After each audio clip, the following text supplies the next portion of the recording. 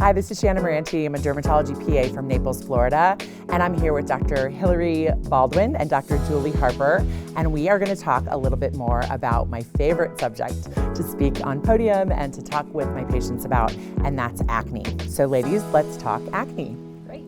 So what I'd love to talk about is, I feel like one of the major themes that I'm seeing on podium over the last year or so of conferences is reminding providers about the 4 pillars of acne pathogenesis.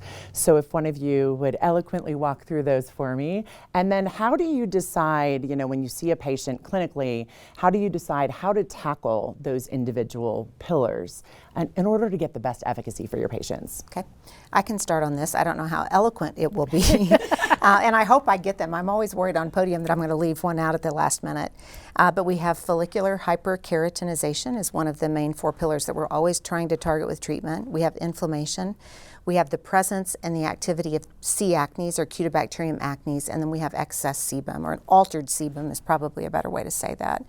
And I would say for as long as I have practiced, I have really had those 4 things in my mind. Mm-hmm. When you're coming up with a treatment plan for your patient, what we've always thought is the best way to treat acne is to treat it very comprehensively by trying to target as many of those things as we can. Now we've got to balance that with cost of medicine. How easy is that going to be to use? Do things play well together if you're trying to use combinations?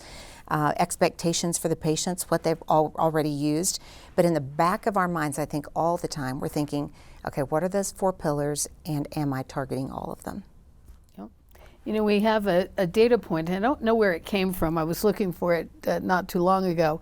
But the data point was that the average successfully treated acne patient is on 2.53 different active ingredients. So the name of the game and the trick, of course, is to try to have fixed combination products that give us as many of those hits as we can with a single application, because otherwise you're layering one thing on top of another, and patient compliance goes down. Absolutely. And I feel like, although it's very exciting for us to be kind of these mad chemists and think, okay, I'm going to use this medicine for inflammation, and I'm going to use this medicine to kill the C. acnes, and I'm going to use this medicine for the excess sebum, but we all know that they've not been studied in that capacity. So although we get very excited to kind of try to hit multiple pillars with multiple products, we know that if there truly was one that handled more than one pillar, it would probably be more efficacious. Yes. And I think because people would use it. I mean, how often do I go through that whole spiel and explain this, and then they come back and they've selected the 1 or 2 that they want to use? Yes, they pick one or 2. Yeah. And sometimes they say, you gave me 3, but that one didn't work. Right. How do they know which one? Right. Agree. Very annoying. And sometimes providers will, throw one thing. Just, again, going back a number of years ago, oral antibiotics, and I would get so many patients referred that were just on a single agent oral antibiotic. And I would cringe because they didn't have a benzoyl peroxide to help with that, antimicrobial resistance issue. And they also weren't better. But they weren't better. That's why they had come to you. Yes. I've had patients come in on oral antibiotic and clindamycin as a standalone topical. And they're and primarily comedonal. Okay. So why we're aren't you hitting better? 1, and I guess we're hitting 2. We're hitting 2 of the 4 things there. And that the people come in because they're not better. Yeah. Yeah, that drives me a little bit crazy. And it still happens. And then, of course, patients will often call back complaining about copays. Yes. Right? They don't want to pay 3 copays for 3 different medicines, or sometimes they can't pay 3 copays for 3 different medicines.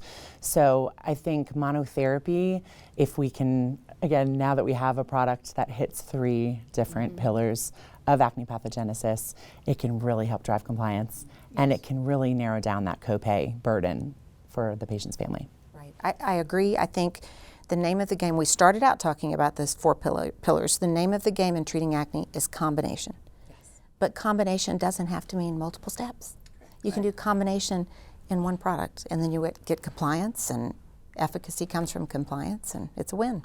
Absolutely. So can you discuss how Cabtrio hits 3 of those 4 pillars? Well, sure. So we have adapalene, which is an anti-inflammatory and helps with follicular hyperkeratinization. We have benzoyl peroxide that kills C. acnes. and helps with follicular hyperkeratinization, not quite as much as a retinoid.